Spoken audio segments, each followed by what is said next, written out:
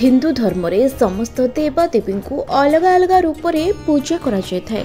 लोक मानकर विश्वास रही था कि भगवान तांकर सब कष्ट गुड़िक दूर करदेवे। मान्यता अनुसार त्रिनाथ को सबुठ ऊपर रखा जाय थाए। सेमाने हेउछन्ति ब्रह्मा, विष्णु एवं महेश्वर।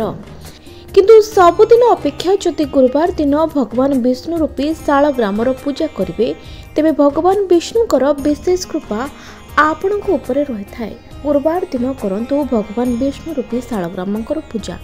एही रूपरे से कला रंगर पत्थर रूपरे देखा जाती।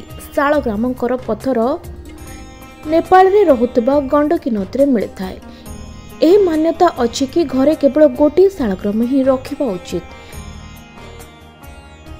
स्नान करबा परे ही एहार पूजा करंतु। शालग्रामकर पूजा तुलसी पत्र चढ़ाई करबा द्वारा धन, वैभव एवं संतान प्राप्ति होइथाय। शालग्राम पूजा करबा समय प्रथमे तांको स्नान करांतु एवं चंदन लगांतु। यापरे फूल एवं अक्षत अर्पण करंतु और पुणी तुलसी पत्र चढ़ांतु। पुणी विष्णुकर मंत्र जप करी प्रार्थना करंतु।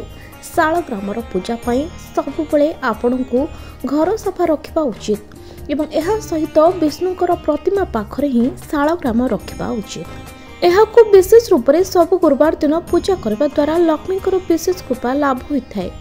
गुरुवार दिन करंतु एभली भाबरे शालग्रामर पूजा।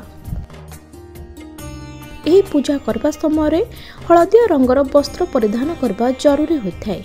पूजारे हलदिया रंगर फूल, हरड़ डाली, गुड़ एवं किछि कदली आवश्यक होइथाय।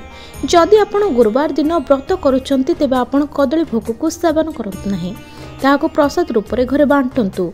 एहापरे बृहस्पति देवतांकर कथा पढ़ंतु एवं निजर मनोकामना मागंतु। शालग्राम रूपी विष्णु मनोवांछित फल देइथांती।